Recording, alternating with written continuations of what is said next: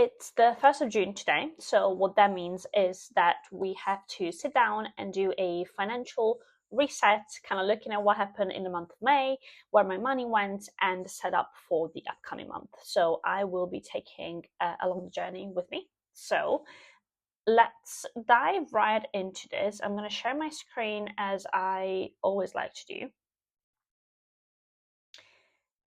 Perfect. We should be rolling now. So you guys will have seen, if you've been along for a couple of these, you will have seen this structure before. It's very inspired by Nisha's monthly planner, and I've adapted it a little bit for myself. I've also added these little graphs on the side to help me visualize where my money has gone. So as you know, I like to add the different categories, which are fundamentals, fun, and future. Francesca, FFF. I like to go along in my weekly reset, basically. So that's why this is not zero, because I like to kind of like get a sense for how I'm spending my money as I go. But at the end of the month, that's where I do the bigger kind of like state of the art, kind of like a ramp up. And but at the end of the month, this is where I do kind of like a little bit of a review and a summary of how the whole month went, and I fill out a few of my other different spreadsheets as well. So the first thing that we want to do is, as always, go through my Notion, my daily expenses tracker that I have, and I will be filtering category by category, basically, and see what I've been spending and if there's anything that I need to add. So extra should be 110, which it is already, which is good. Let's move on to beauty and grooming, £75. Yeah, that's already updated. I haven't spent anything else on there. Home, I don't even need to check because I know. Eating out, yes, so that's one I surely need to add something. So 288.5. Let's call it 290. All right, so that one has gone up quite a bit. I went out for lunch on Friday and a few other days. Entertainment, so that can be drinks, that can be ice cream and whatever else. So that's 55. That's remained the same. Okay, interesting. Then let's take a look at health and fitness. I think that's also gone up. I bought some glasses. I'll show them to you guys in my next videos, I'm sure. But they are quite exciting times, but that's gone up. Then we have transport. So now transport, I won't show the full thing to you because it's a bit of a manual process, unfortunately, but let's put £60 bases, and then let's do some quick maths, and I am pulling up my calculator here. So if on average I spend 4.5 a day whenever I go to the office, and I've gone, let's say, 4 times a week times 4 weeks, that would be £72. That actually seems a little bit low. So let's call it 80 for just the tube, and then of course we have a few other things on there. So yeah, 80, let's call it 140 with the other things that we have on there. So transport, and then we do personal development. I don't think exactly I've spent anything on that, sad. Travel, quite a few bits and bobs throughout, so let's put 260. Okay, it was already on there, that's great. Filter, what are we missing? Clothes, I don't think I bought any clothes. Oh, I bought shoes, okay, but I think I bought them exactly early on in the month, so they are in there already.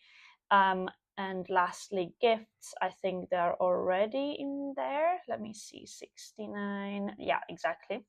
I took a friend with me to a festival, which was very fun.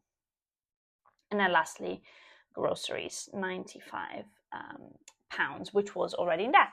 Okay, that's fantastic. So now we can see that's where we landed this month. I spent 29% on future you. My target is 30%, so a little bit less. Fun was 17, so below target, which is 20%, and then 42 on fundamentals. As always, you'll see my rental income from my Florence property that kind of goes to cover my mortgage as well, which is fantastic. Now we will do quickly the same when it comes to filling out this other yearly spending review that I have, which I really enjoy. So we can just do super quick. Yeah, I'm actually going to speed this up quite a bit.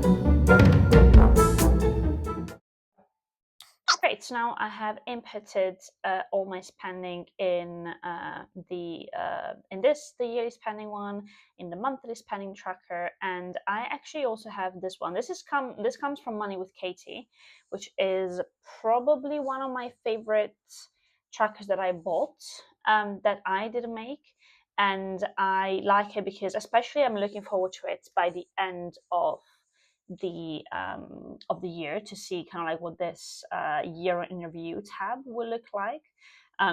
Of course, we're just barely not even halfway through, so a little bit not as useful at the moment. But the first thing that I want to do is actually update my net worth tracker, and this is where you update the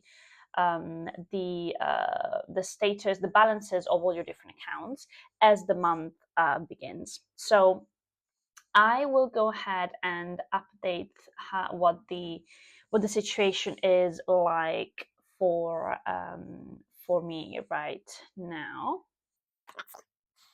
So my trading 22 cash ISA, that one is gone down a little bit because I've moved some money away from that. Total savings, I don't have any. This is pretty stable, and then Tide, I use as my business account, I don't use that anymore. My stocks and shares, at the moment, the value of it is roughly 80,000 to 80,300. That's great. My Kraken, that one has gone up, because I have rebalanced a lot, and my people's pension should also be around this much right now. Let me check it. I'm quickly logging into my account to see if that's the case.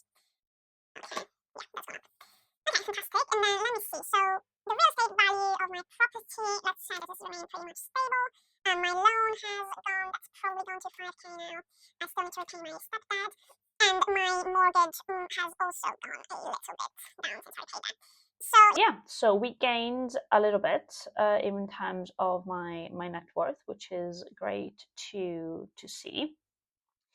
And we can actually also update my own investment portfolio, which we can see here.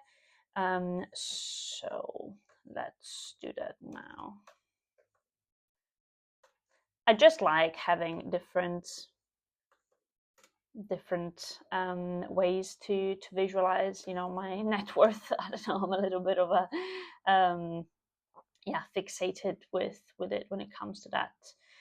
And let me see, Florence mortgage, student loan, we said we're probably at this, and yeah, Massimo loan. So again, this is not exact, like this will fluctuate and change, but let's say this is roughly where we are at. And then the last thing I wanted to do is, so once I've tracked the net worth bit, I want to go back into the monthly sheet and kind of do the same. I know it's a little bit boring, guys, but this is exactly what needs to be done. And what I prefer about this view is that I also have kind of like the split between like different electricity bill and things like these. And let me go and see here. I believe I updated there when it comes to bills. Yeah, exactly. It was 65, 27, and 51. So 65 will have been my electricity. 27 is my internet, and my water is so expensive. I don't know, don't ask me why this is so expensive, but it's insane.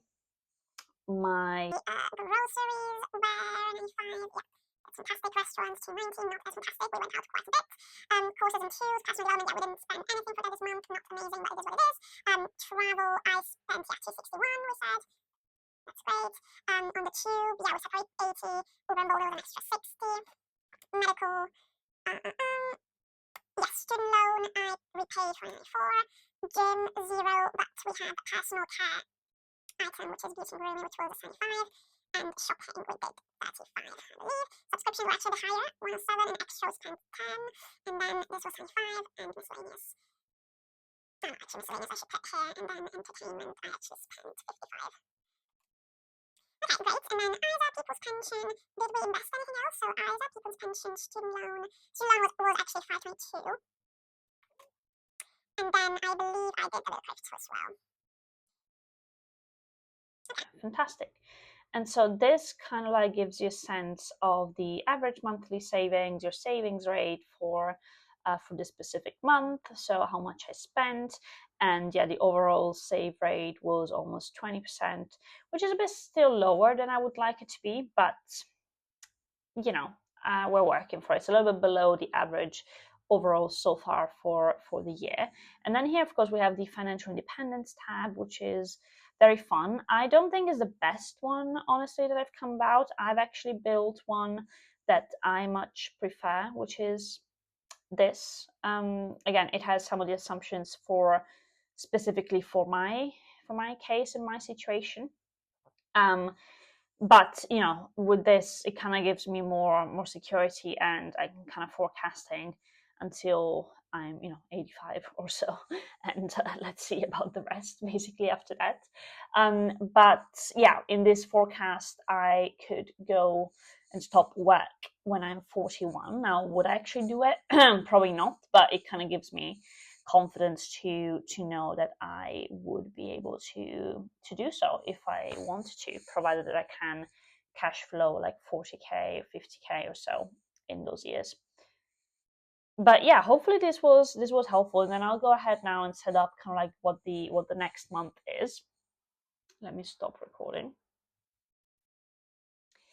I'll set up what the next month is going to be. I'll include already some of the expenses that I've had, some of the payments that I've made, and some of the investments also that I've made, which I'll include right now. And I hope this video was helpful. I'll speak to you guys soon.